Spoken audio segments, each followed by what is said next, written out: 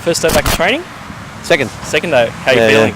Yeah, pretty tired. Obviously, after a long break, it's the first few days is always the hardest. It's always takes its toll on the body, but a few days and back into the swing of things, I'm sure I'll be right.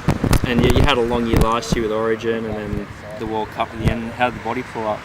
Yeah, it was a long year. I was, started with the All Stars, and then, as you mentioned, the Origin and the World Cup campaign. So, it was pretty tough at the end of the year. The body was pretty sore, and I think mentally as well, it's hard.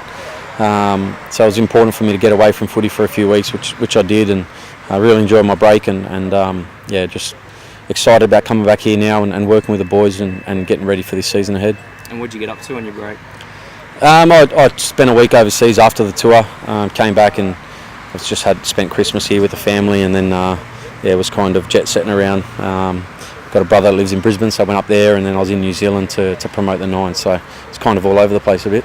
What was the reception like over in New Zealand for the Nines? Was there a lot of hype about it? Yeah, really.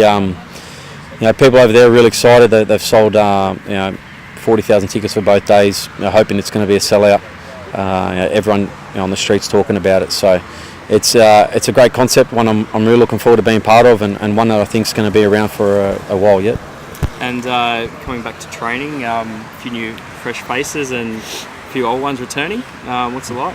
Yeah, it's good. Obviously, as you said, it's a bit different around here with the personnel in the playing group and the coaching staff, but it's freshened the place up a bit. As you mentioned, a couple of the old boys coming back, which is good to see them back. Both part of the 2005 Premiership side, and I still think they can both add a lot to this squad this year, and we've made some really handy signings alongside them as well.